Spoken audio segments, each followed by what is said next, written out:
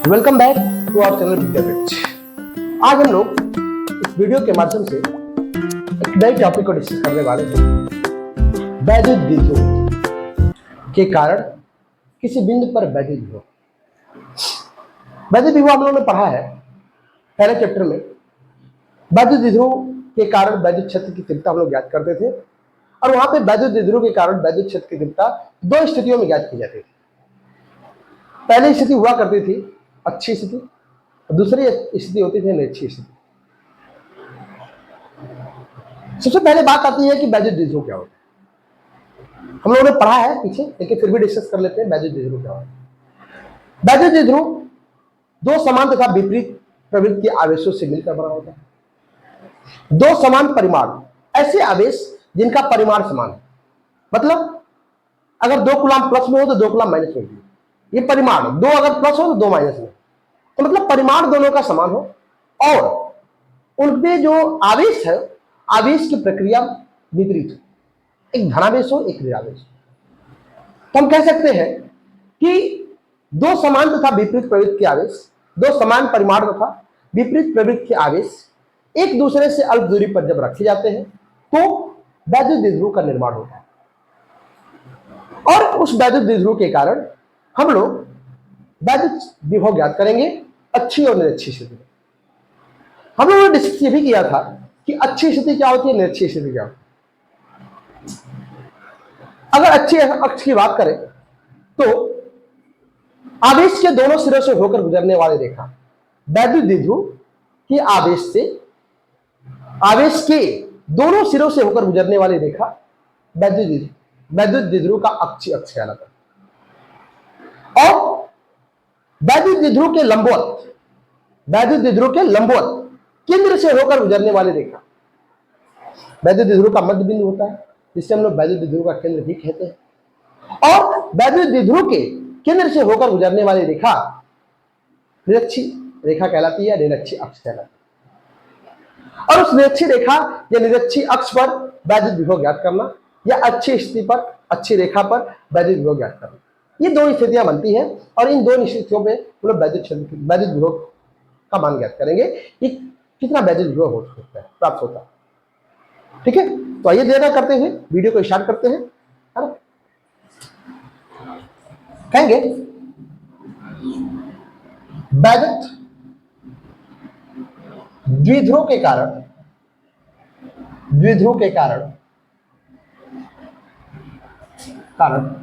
वैद्युत विभव इंग्लिश लिखेंगे इसकी electric potential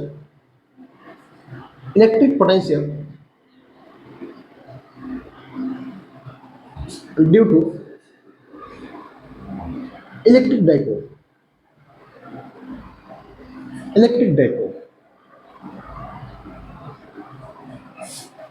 electric potential due to electric dipole. वैद्युत द्विध्रुव के कारण वैद्युत विभव। आइए देखते हैं वैद्युत विद्रोह क्या होता है, उसके बाद हम लोग देखेंगे। मान लीजिए कि ये कोई दो आवेश हो, एक हमारा धनावेश हो, एक हमारा ऋणावेश हो। तो ये दोनों आवेश ए व बी बिंदु पर स्थित है। ठीक है, इनके बीच की दूरी अल्प दूरी मान लेते हैं 2l हो तथा इसका मध्य बिंदु O हो। ठीक है, तो ये दोनों आवेश मिलकर के वैद्युत विद्रोह का निर्माण करते हैं। किसका निर्माण करते हैं? वैद्युत विद्रोह। तो कहेंगे माना कोई दो आवेश दो समान परिमाण एवं विपरीत प्रवृत्ति के आवेश एक दूसरे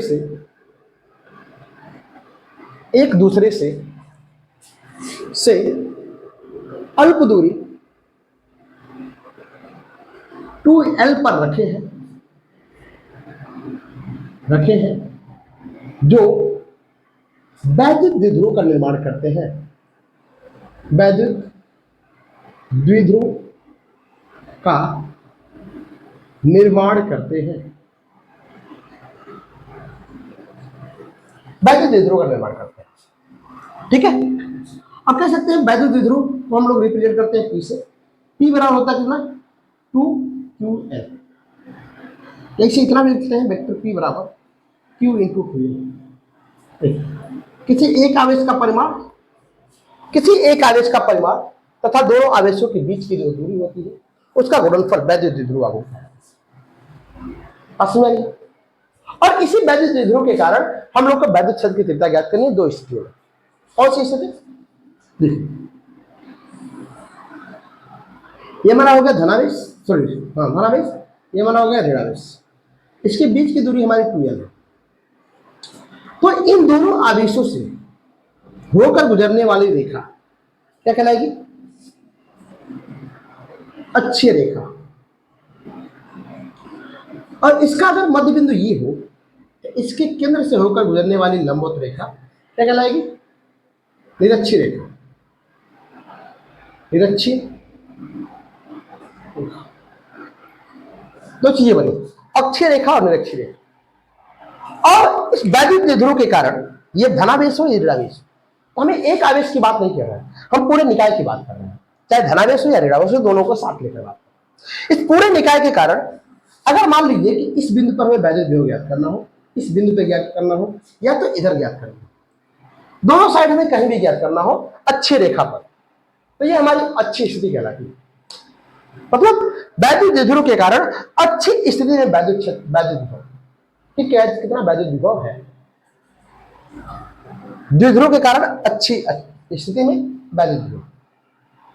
लेकिन अगर हम बात करें निरक्षीय रेखा पर, निरक्षीय रेखा पर अगर हमें कहीं पे भी वैद्युत विभव ज्ञात करना हो, किसी भी बिंदु पर वैद्युत विभव ज्ञात करना हो, है ना, तो ये हमारी निरक्षीय स्थिति बनती है।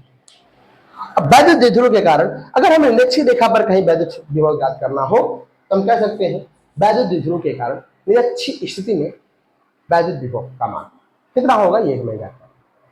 तो हमको इस वीडियो में दो टॉपिक पढ़नी है, एक वैद्युत द्विध्रुव के कारण अच्छी स्थिति में वैद्युत विभव, एक निरक्षीय स्थिति में वैद्युत विभव।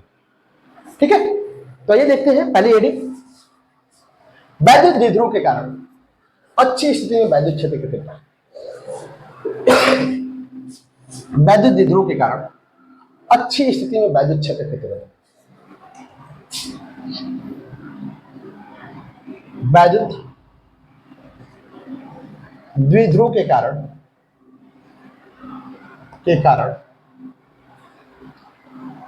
अच्छी स्थिति में वैद्युत विभव, वैद्युत विभव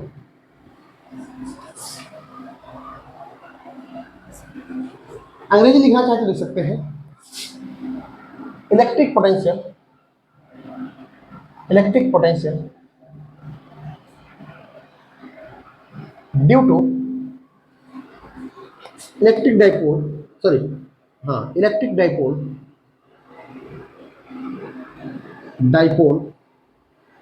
eight axial point, electric dipole at axial point, axial point पर वैद्युत द्विध्रुव कितना होगा।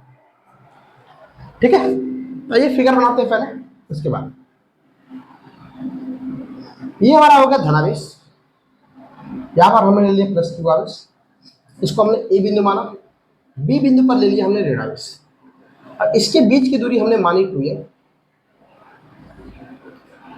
वैद्युत द्विध्रुव का केंद्र बिंदु हमने ओ ले लिया, यहां से इसकी दूरी अब कितनी होगी, स्मॉल l हो जाएगी।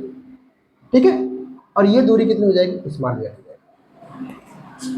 ठीक है, और अच्छी स्थिति में हमने डॉट डॉट डॉट करके अच्छी रेखा खींची, और एक अच्छी स्थिति में एक बिंदु हमने लिया P, जिसका वैद्युत द्विध्रुव के केंद्र बिंदु से, वैद्युत द्विध्रुव के केंद्र बिंदु से जिसकी दूरी कितनी है, स्मॉल r है। तो आप देखेंगे कि मध्य बिंदु से इसकी दूरी स्मॉल r है, तो अगर हमें -q आवेश से दूरी लेनी हो तो क्या करेंगे, यहां से देखिए इसकी दूरी कितनी है, एल हो जाती है, तो हम आर में से क्या कर देंगे, एल घटा देंगे, तो ये हमारी दूरी बनेगी आर माइनस एल। ठीक है। और दूसरे की बात करें अगर धनावेश की, तो यहां पे हमारा जो विभव बनेगा आर प्लस एल।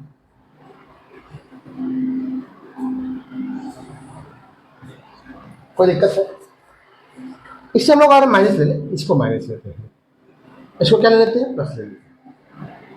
ठीक है, ये हमारे लिए अच्छा होगा।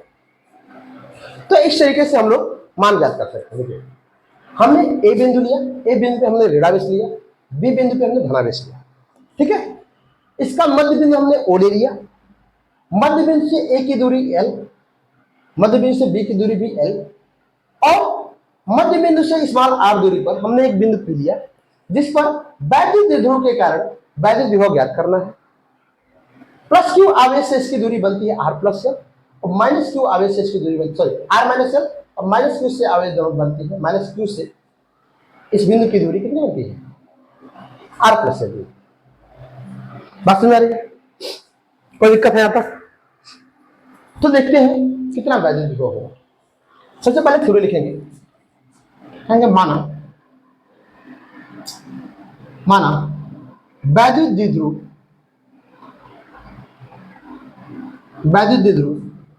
के दो समान परिमाण एवं विपरीत प्रवृत्ति के आवेश एक दूसरे से, विपरीत प्रवृत्ति के आवेश माइनस क्यू एवं प्लस क्यू एवं बी बिंदु पर स्थित है,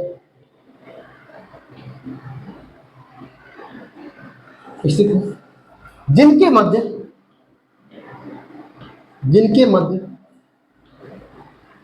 की अल्प दूरी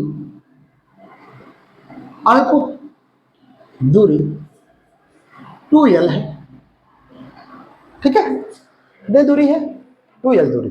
ठीक है, कहेंगे वैद्युत द्विध्रुव के मध्य बिंदु ओ से स्मॉल आर दूरी पर अच्छी स्थिति में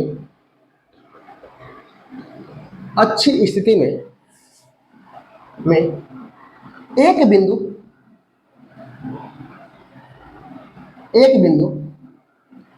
P स्थित है। कौन में स्थित है भाई? स्मॉल आर दूरी पर। देखिए स्मॉल आर दूरी पर बिंदु P स्थित है। ठीक है, जिस पर वैद्युत द्विध्रुव के कारण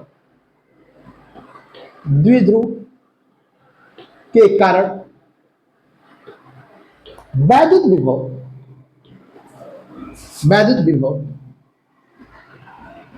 ज्ञात करना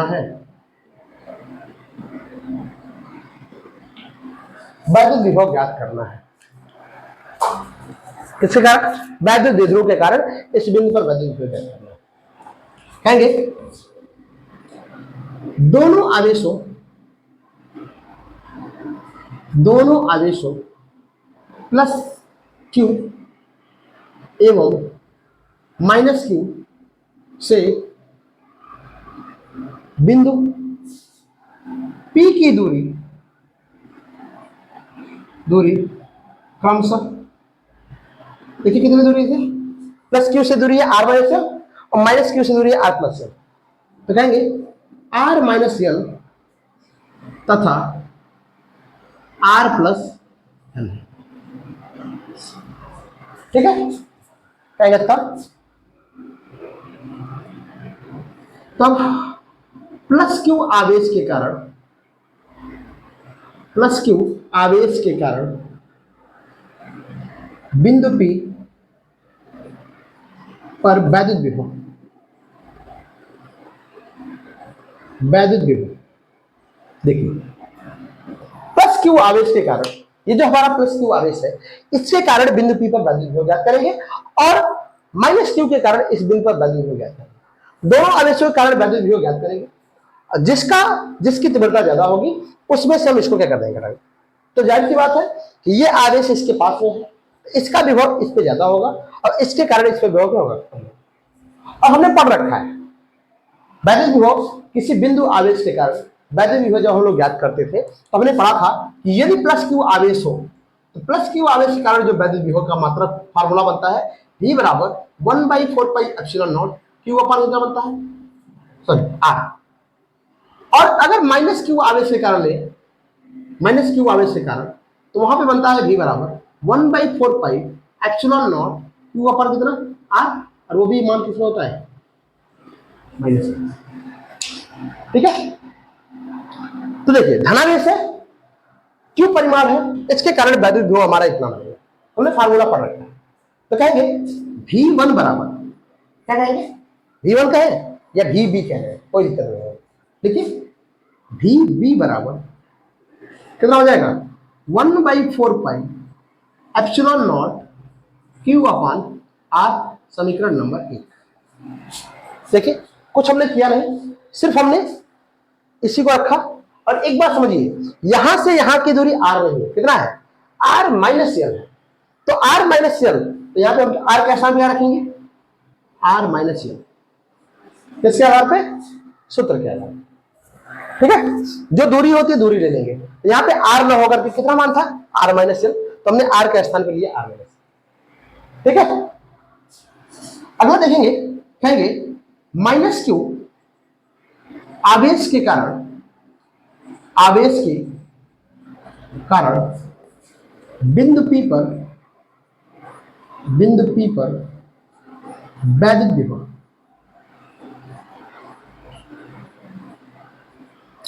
बिंदु P लिख लेंगे यहां पे, कितना हो जाएगा VA बराबर 1/4 पाई एप्सिलॉन नॉट, अच्छा देखिए क्यू अपान कितना R प्लस L।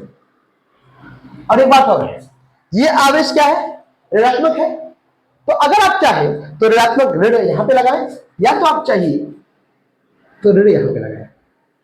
ठीक है, समीकरण नंबर क्या बनेगा, तो कहेंगे अतः बिंदु P पर वैद्युत द्विध्रुव के कारण, वैद्युत द्विध्रुव के कारण कुल विभव, कुल विभव कितना हो जाएगा V बराबर VA प्लस VB।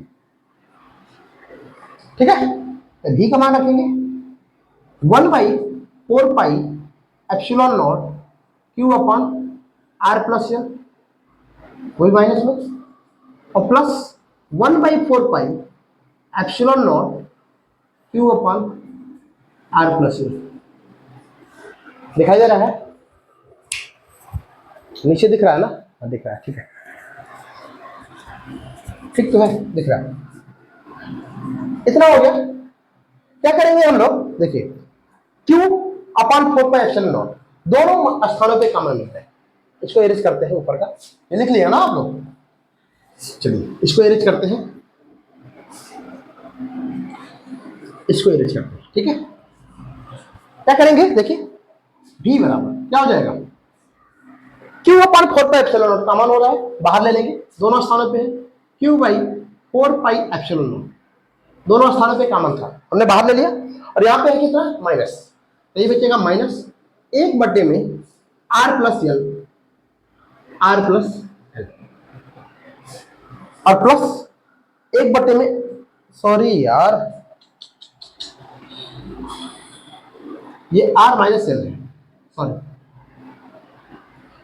VB के कारण R माइनस L था, ये R माइनस L है, तो प्लस 1/R माइनस L।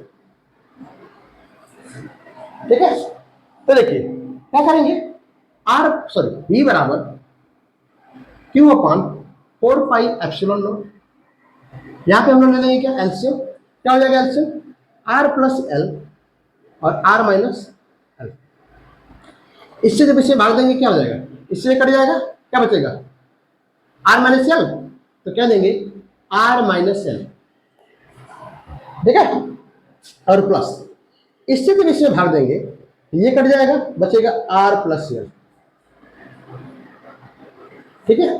अच्छा, एक फार्मूला हम जानते हैं, ए स्क्वायर माइनस बी स्क्वायर बराबर होता है ए माइनस बी, ए प्लस बी, पता है, ये हम जानते हैं सेंस करके लिखे, ठीक है। तो कहेंगे v बराबर क्यू अपॉन 4 पाई एप्सिलॉन, ठीक है। और देखिए ये माइनस है, माइनस को एंटर करेंगे, माइनस माइनस का माइनस पूरा करेंगे, क्या हो जाएगा, प्लस एल और प्लस आर प्लस एल। अब बटे इसको लिख सकते हैं कितना, देखिए इसके आधार पे R square minus L square, R से आर क्या हो जाएगा, हट जाएगा। कितना लिखेंगे, v बराबर Q upon 4 pi epsilon naught, R R कितना, एल एल 2l हो गया, बटे में R square minus L square, ठीक है। चलिए आगे चलते हैं, इसे इरेज करते हैं। बात समझ में आ रही है ना मेरी, कोई दिक्कत होनी नहीं चाहिए आपको, ठीक है। कहेंगे सिंस चूंकि p बराबर कितना होता है 2ql, अभी हमने पढ़ा है ऊपर, देखिए 2ql, v बराबर लिख सकते हैं 1/4 pi epsilon not 2ql upon कितना R square minus L square, और इसके स्थान पर लिख देंगे p, और कहेंगे यदि L is much less than small r, मतलब L का मान R के अपेक्षा बहुत छोटा हो, पहले तब वहां पर हम लोग कहते थे, जैसे मान लीजिए कि अगर 0.5 है, छोटा मान है, 5 के अपेक्षा छोटा मान है, 10 गुना छोटा है, और अगर इसका स्क्वायर कर दे तो इसका मान आएगा 0.25, ये 20 गुना छोटा हो जाएगा। मतलब अगर R से L का मान छोटा है तो L स्क्वायर का मान जो होगा ये R के अपेक्षा बहुत छोटा होगा, तो इसको हम क्या कर सकते हैं, नगण्य ले सकते हैं। तो क्या कहता हूं, L स्क्वायर को नगण्य लेने पर तो क्या हो जाएगा, देखिए तो v बराबर 1/4 pi epsilon naught p upon R square. देखिए बात समझ आ रही है, कोई दिक्कत है यहाँ पे, बोलिए यहाँ पे कोई दिक्कत है। वैद्युत द्विध्रुव के कारण अच्छी स्थिति में वैद्युत विभव, और इस तरीके से हम लोग फिगर डिजाइन करते हैं, थ्योरी लिखेंगे, फिगर को डिस्क्राइब करने के बाद वही थ्योरी लिखेंगे, उसके बाद 1 by 1 डेरिवेशन करेंगे, और डेरिवेशन करने के बाद हमें इतना मान, और यह मान हो जाता है वैद्युत द्विध्रुव के कारण अच्छी स्थिति में वैद्युत विभव। बात समझ आ रही है, आगे चला जाए। दूसरी पॉइंट होगी हमारी वैद्युत द्विध्रुव के कारण अच्छी स्थिति में नहीं, निरक्षी स्थिति में। किस स्थिति में, निरक्षी स्थिति में वैद्युत क्षेत्र की तीव्रता, निरक्षी स्थिति में वैद्युत क्षेत्र की तीव्रता। दूसरी पॉइंट इसी में हम लोग देख लेंगे, है ना, ज्यादा होता नहीं है ये क्वेश्चन। देखिए वैद्युत विभव के कारण, सॉरी वैद्युत द्विध्रुव के कारण वैद्युत विभव जो है ये अच्छी या निरक्षी दोनों इंपॉर्टेंट हो जाता है ना। या तो आपको एग्जाम्स में या तो वैद्युत विभव पूछा जाए या तो वैद्युत क्षेत्र की तीव्रता पूछा जाए, दोनों में से एक आपको ज्ञात करना है, ठीक है।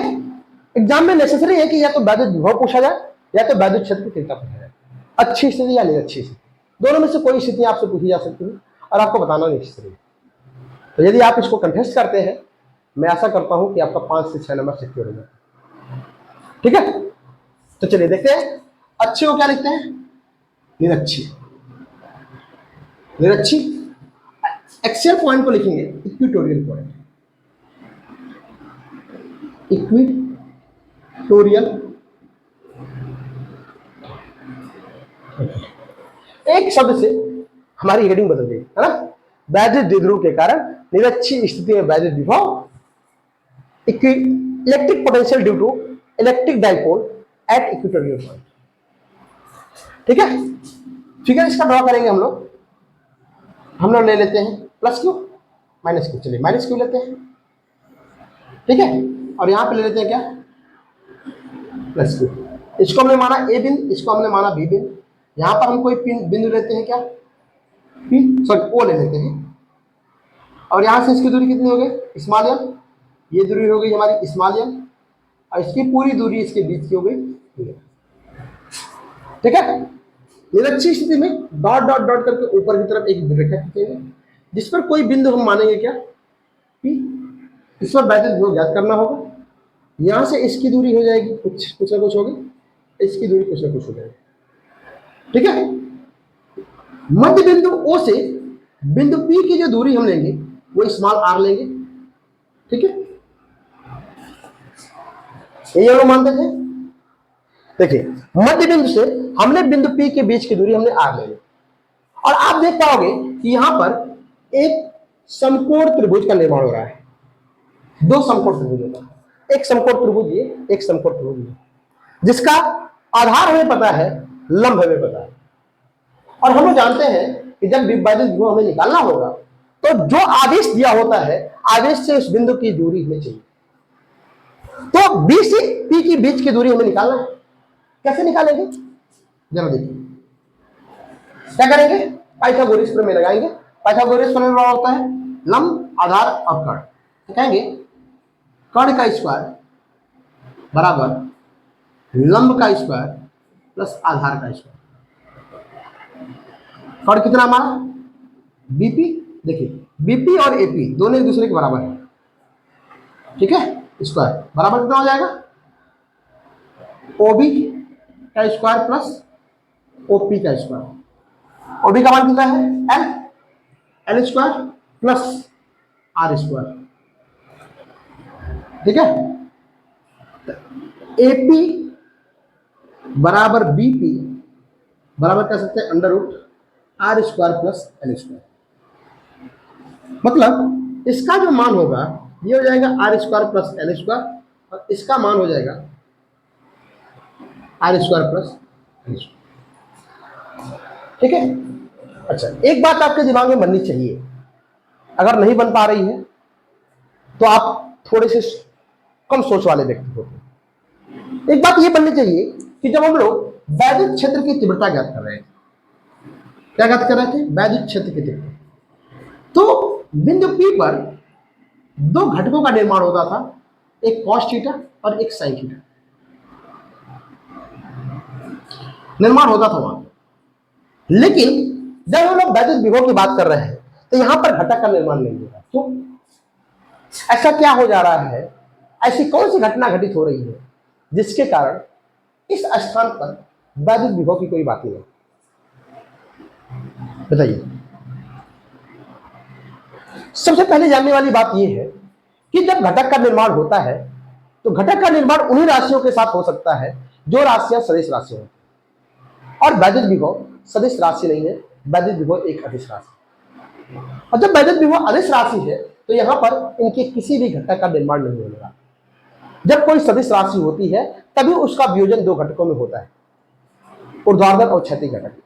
लेकिन यदि कोई राशि अदिश राशि हो तो उसका वियोजन सदिश या ऊर्ध्वाधर या क्षैतिज घटकों में वियोजन नहीं हो सकता। बात समझ आ रही है? इसी कारण से यहां पर घटकों का वियोजन नहीं है। ठीक है, तो आइए देखते हैं डेरिवेशन। कहेंगे पहले इसके थ्योरी लिखेंगे। कहेंगे माना कोई दो आवेश, माना ऐसे लिखिए, माना वैद्युत द्विध्रुव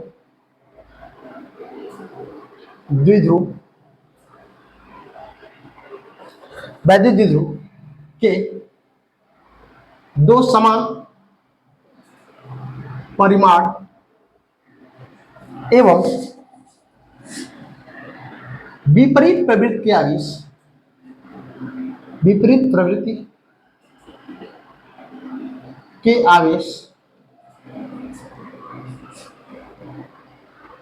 minus plus Q N minus Q एवं प्लस क्यू ए तथा बी बिंदु पर स्थित है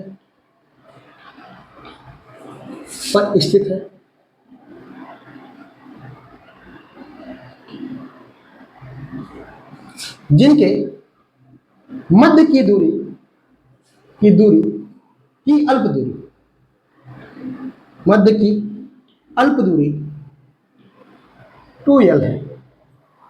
ठीक है, कहेंगे वैद्युत द्विध्रुव के मध्य बिंदु O से, मध्य बिंदु O से निरक्षीय स्थिति में स्मॉल r दूरी पर एक बिंदु P स्थित है जिस पर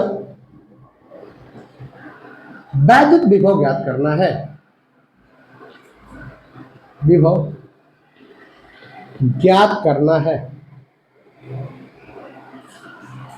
ठीक है,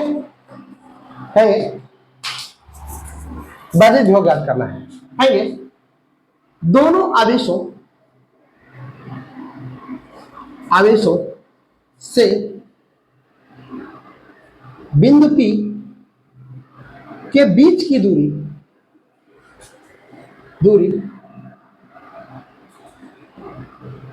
एक समान √r² प्लस l²। ठीक है, तब प्लस क्यू आवेश के कारण बिंदु P पर वैद्युत विभव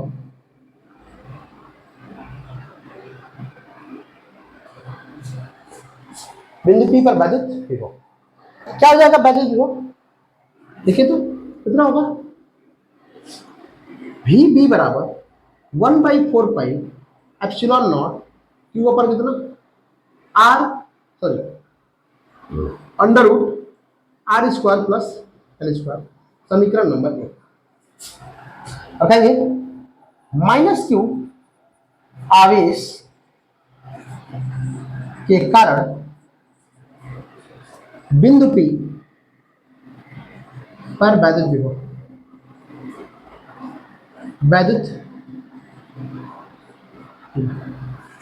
कितना हो जाएगा? VA बराबर 1/4 pi epsilon not Q upon √r² plus l²। और देखिए ये आवेश ऋणावेशित है तो ये विभव भी ऋणावेशित होगा, इसको हम माइनस कहें। ठीक है, तो कहेंगे बिंदु P पर वैद्युत द्विध्रुव के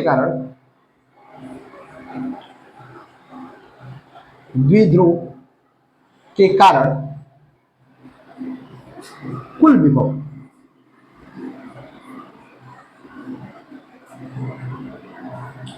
कितना हो जाएगा? V बराबर VA प्लस VB। ठीक है, यहां पे लिख सकते हैं, कहेंगे V, ठीक है, समीकरण एक से मान इसका रखेंगे VA का कितना हो जाएगा? -1/4 pi epsilon not Q upon √r² plus l² और प्लस इसका मान हो जाएगा प्लस में 1/4 pi epsilon not Q upon √r² plus l²। और जितना ये मान प्लस ऋणावेशित है उतना ये धनावेशित है। दोनों मान घटाएंगे एक दूसरे से, जब घटाएंगे तो इसका मान कितना है? तो हम देख पा रहे हैं ये कि वैद्युत द्विध्रुव के कारण निरक्षीय स्थिति में वैद्युत विभव शून्य प्राप्त हो रहा है। निरक्षीय स्थिति में वैद्युत विभव शून्य प्राप्त हो रहा है, लेकिन वैद्युत क्षेत्र की तीव्रता निरक्षीय स्थिति में हम लोग ज्ञात करते थे, वहां पर कितना ज्ञात करते थे? E बराबर 1/4 पाई एप्सिलॉन नॉट क्यू अपन कितना P/R2। ये निरक्षीय स्थिति की तीव्रता है, वैद्युत क्षेत्र की तीव्रता निरक्षीय स्थिति। निरक्षीय स्थिति में वैद्युत क्षेत्र की तीव्रता इतनी होती है, लेकिन इस बिंदु पर वैद्युत विभव शून्य हो रहा है निरक्षीय स्थिति। ऐसा क्यों? तो एक बात हमें यहां से तो कंफर्म है कि जब वैद्युत विभव शून्य हो तो ये कंफर्म नहीं है कि वैद्युत क्षेत्र की तीव्रता भी शून्य हो। ठीक है क्या? जब वैद्युत विभव शून्य हो तो ऐसा नहीं है कि वैद्युत क्षेत्र की तीव्रता भी शून्य हो। वैद्युत क्षेत्र की तीव्रता का मान कुछ ना कुछ होगा, लेकिन यदि कोई ऐसा बिंदु हो जहां पर वैद्युत विभव शून्य हो और वैद्युत क्षेत्र की तीव्रता शून्य हो, तो ऐसा नहीं है कि वहां पर वैद्युत विभव शून्य हो। ठीक है, बात समझ में आ रही है मैं क्या कह रहा हूं? तो ये जो क्वेश्चन होता है आपका, ये क्वेश्चन एग्जाम्स में पूछा जाता है निरक्षीय स्थिति में, और ये 3 नंबर में ये क्वेश्चन आपको देखने को मिलता है। 3 मार्क्स में ये क्वेश्चन देखने को मिलता है। वैद्युत द्विध्रुव के कारण इस निरक्षीय स्थिति में वैद्युत क्षेत्र की तीव्रता, वैद्युत विभव ज्ञात करना। और वैद्युत विभव ज्ञात करना इस तरीके से हम लोग फिगर बनाते हैं, इसकी थ्योरी लिखते हैं, डेरिवेशन लिखते हैं, और इतना लिखने के बाद आपको 3 नंबर मिल जाते हैं बड़े ही आसानी से। तो भौतिकी को समझना इतना डिफिकल्ट नहीं है, बहुत ही सरल हो जाता है यदि हम स्टेप बाय स्टेप किसी चीज को सीखते हैं और सीखने में रुचि रखते हैं, तब हमारे लिए भौतिक विज्ञान बहुत सरल हो जाता है। बात समझ आ रही है? आई होप मेरी बातें आप इंटरेक्ट कर पा रहे हैं। मिलते हैं अगली वीडियो में इसी वैद्युत विभव के कारण स्थिति ऊर्जा और अन्य चीजों को लेकर के। अगली वीडियो हमारी वैद्युत विभव पर अंतिम वीडियो होने वाली है। तब तक के लिए देखते रहिए Vidyavriksh. Thanks for watching. Okay.